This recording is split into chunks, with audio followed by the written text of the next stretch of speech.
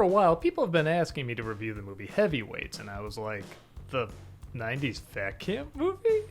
Like, I remember seeing a commercial or two, but it just kind of looked like a whole bunch of nothing, and it disappeared, and I never heard about it again until recently, suddenly, it seemed to get this big following. There's a lot of people who really seem to like this film, and honestly, from looking at the trailers, I thought it was just a whole bunch of fat jokes, which, don't get me wrong, I'm okay with fat jokes, but it's kind of like fart jokes. After 2, they start to get pretty stale. But after hearing so many people really enjoyed it, I decided to give it a look, and it's not good, but I guess it's kind of hard to say it's bad either. This is a film that certainly tries harder than it needs to, but I can't really say that makes the thing work as a whole, but on the other hand, there were some good laughs in it. Gerald is a boy who doesn't really seem to fit in because, well, he's overweight, and because of that, he's a little bit of an outcast. He doesn't go outside much. Even dogs bark at him. Yeah, that was pretty funny. But one day he's told about this camp called Camp Hope. The more he gets info on it, though, he starts to put together, it's a fat camp.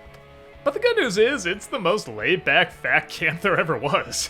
All the kids have amazing hiding places for their sweets, and they honestly don't even need it because the people running the place don't really care. In fact, one of them lost a lot of weight, and actually the fat kids are making fun of him for being too skinny.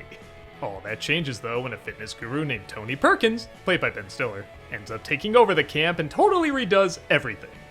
He's obsessed with this extreme workout program that he put together, and wants to make every single kid there as fit as he is. Obviously, this clashes with the people who work there, and of course, the kids themselves. Will they be able to fight back, give him his comeuppance, and form strong friendships by the end? Is the guy who made this also the guy who made the Mighty Ducks? Did I even need to mention that? This is so Mighty Ducks just at a fat camp-ish? Alright, so let's get to the one thing almost universally everybody loves, even people who don't like this movie, Ben Stiller. He is just giving 1,000,000%.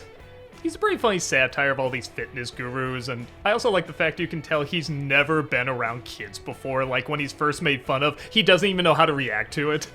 But I gotta say, and I might be the only critic in the world to say this, I think he comes in too early. When I saw the trailers, I always thought he came in about halfway through the movie, or maybe like the end of the first act. But no, like day 2 he shows up. And while this character is great, he is a lot to take in.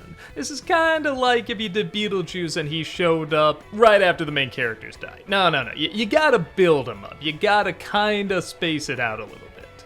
And part of the reason for that might be, I actually end up kinda liking these kids.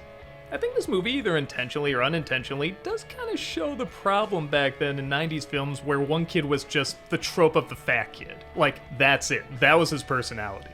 Here, they're all fat, but they all have different character traits. The main character is kind of lost and insecure and trying to find his place. There's this one kid who's kind of the tough guy and stands up to authority and is kind of the prankster.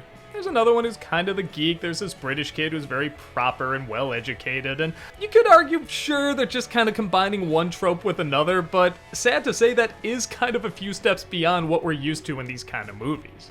And even with that said, some are still really underdeveloped, like Kenan Thompson is just the black kid. The female nurse is just the woman. So as much as they do add in some areas, they kind of leave other areas exactly as bland as they usually are.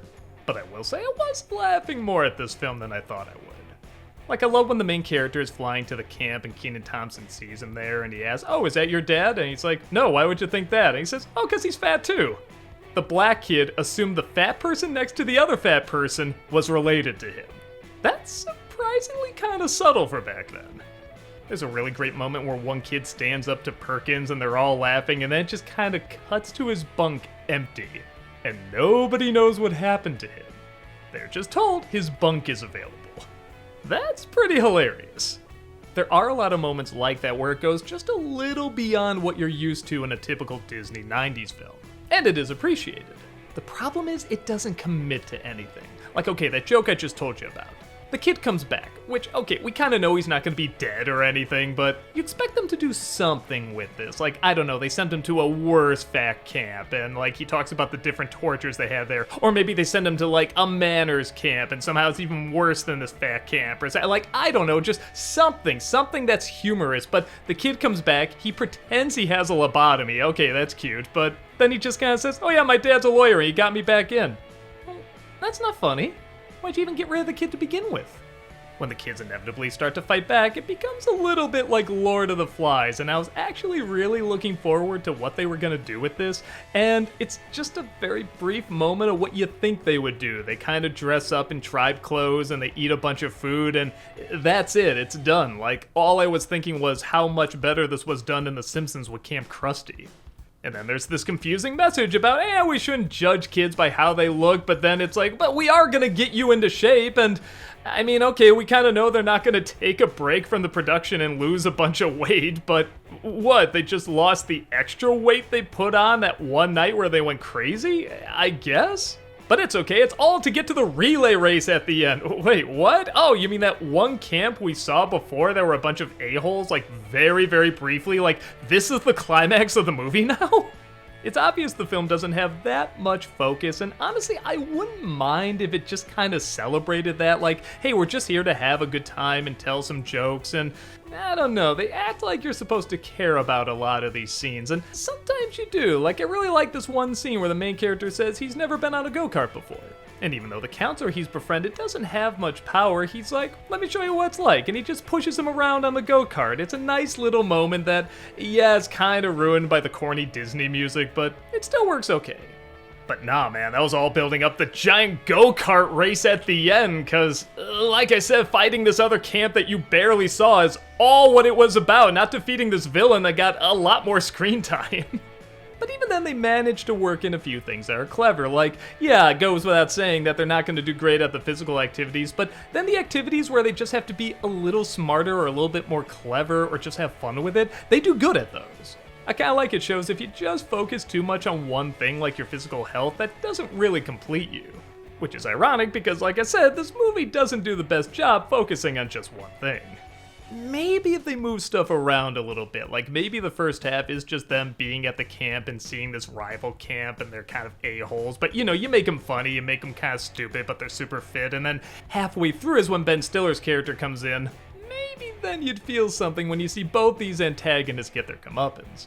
But let's be honest, this is not a movie you really watch, like you really focus on. This is a movie you put on when you're a kid and maybe it's a rainy day or you're just looking to waste an hour and a half and you put on the movie, you talk over half of it. Sometimes it reminds you of stuff that maybe you did at camp or some sort of similar experience, and when a funny moment happens, you laugh. When a non-funny moment happens, you just talk about something else.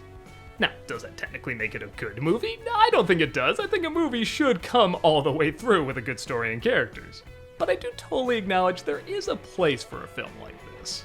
It's something to have on in the background and get a few laughs every once in a while. And like I said, there are some good laughs. I especially love when they're taking the before pictures and they have to make everything look really gray and depressing. There is stuff that's going to stick with me, and it's proven that it sticks with a lot of other people too. And had the film put in even more of the effort they were kind of slipping in here and there and less of the Disney tropes, I think you'd have a really funny comedy. As is, I can't say the whole thing works, but there is a fair amount that entertained me quite a bit. My guess is if you watch the trailers and you have even the tiniest interest in watching it, you'll at least find it okay. Hell, you might even love it. Ironically, you can't really call it that heavy a film, but I'm sure to a fair amount it'll be just light enough.